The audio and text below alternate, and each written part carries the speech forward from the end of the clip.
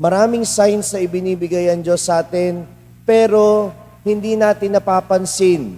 Kasi ang gusto nating mga tanda yung mga kababalaghan, yung mga nakakakilabot, yung mga bagay na hindi pangkaraniwan, o kaya, kagaya nga na sinabi ko, yung tanda na tayo ang nagtatakda. Hingin mo man o hindi, bibigyan ka ng sign ni Lord kung ano ang gusto niya para sa'yo. Pero mahalaga ang dasal. Tanong niyo sa akin, bakit?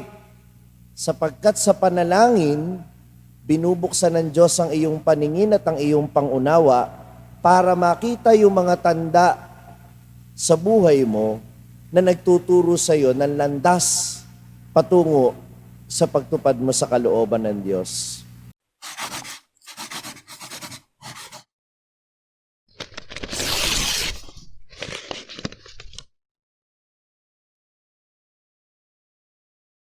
Sumainyo ang Panginoon at sumayo rin. ang mabuting balita ng Panginoon ayon kay San Marcos. Papuri sa iyo, Panginoon. Noong panahong iyon, may dumating na mga Pariseyo at nakipagtalo kay Jesus. Ibig nilang masilo siya kaya hiningi nila na magpakita si Jesus ng isang tanda mula sa langit. Nagbuntong hiningaan ng malalim si Jesus at ang wika, "Bakit naghahanap ng tanda ang lahing ito?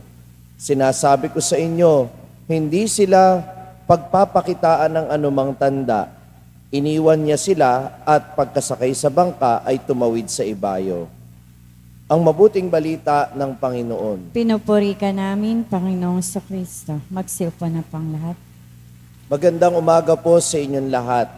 Magandang umaga po. Pagka ganitong malapit ang Valentine's Day, maraming mga tao din ang nagtatanong sa akin tungkol sa pag-ibig. Sabi nila, "Father, paano ko po malalaman kung yung taong ito ang siyang magmamahal na talaga sa akin? Paano ko po malalaman kung siya na ba yung the right one for me?" Wow. Father, masama po bang humingi ng sign? Yan Ano bang sign yung madalas sa hinihingi? Di ba? Yung magbibigay sa akin ng puting rosas. Yan. Ano yung magbibigay sa akin ng blue roses? At kung ano-ano pang mga sign na iniisip natin.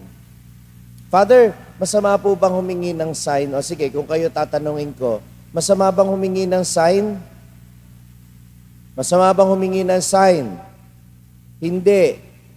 Pero hindi ikaw ang dapat magdikta ng sign. Minsan nakakalimutan natin, tayo tao, siya Diyos. And we do not impose.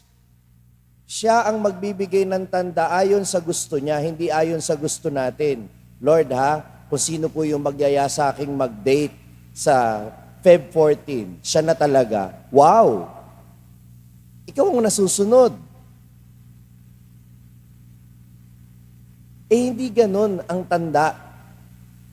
Ang tanda ay ibinibigay ng Diyos sa paraang gusto niya at sa panahong gusto niya, na hindi ikaw ang magtatakda.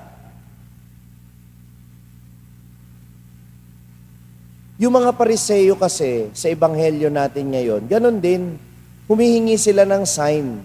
Pero yung sign na gusto nilang makita, yung ayon sa gusto nila.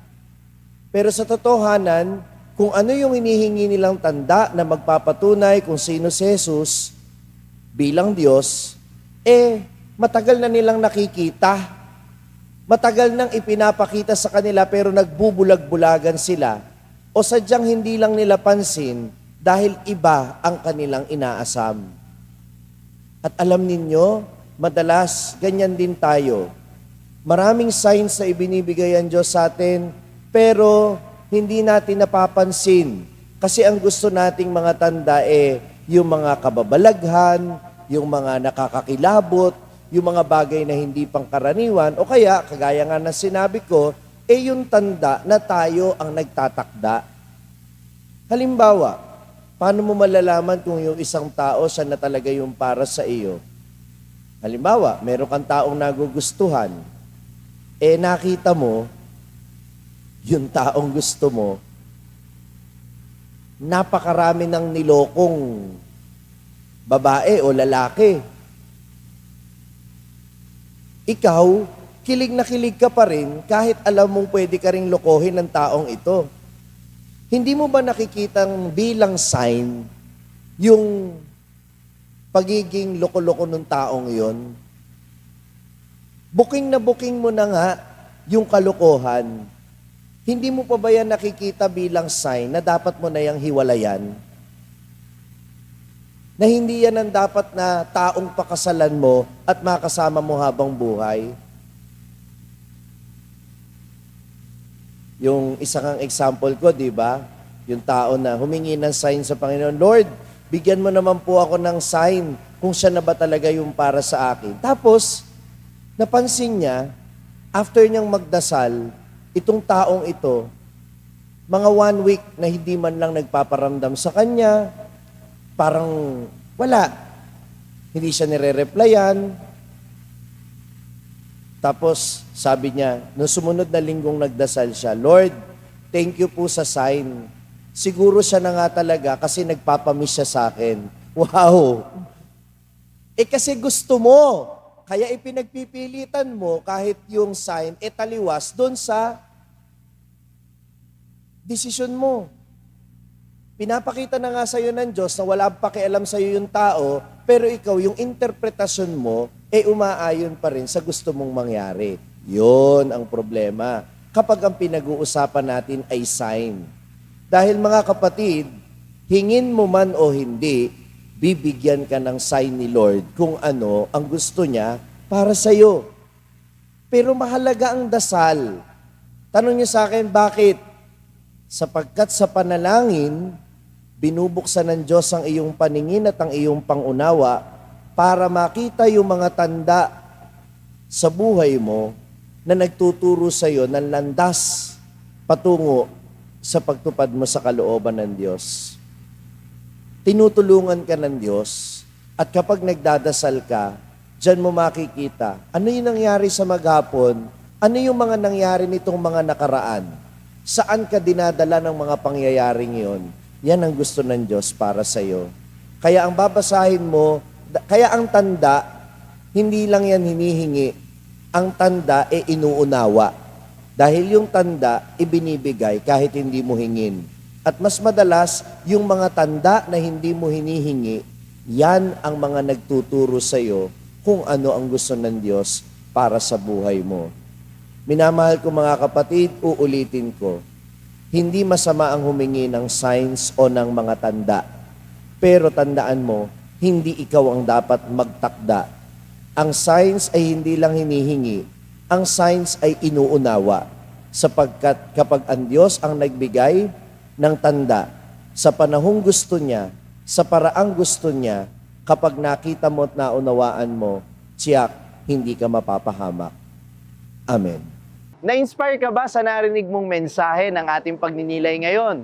Abay, wag mong sarilinin yan. Ibahagi mo, ishare mo ang message nito sa iyong mga pamilya at mga kaibigan. Sabi nga namin dito sa SMS, share the message of salvation.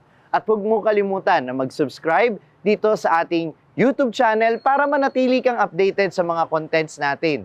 At bisitahin din at i-like ang ating iba pang mga social media platforms sa TikTok, Facebook, at Instagram. Hanapin lamang ang Sa Madaling Sabi ni Father Franz Dizon. Mapapakinggan din po ninyo ang araw-araw kong pagninilay sa #1 Catholic meditation app sa mundo na ginagamit na ngayon ng 2 milyon mahigit na mga Pilipino sa buong mundo.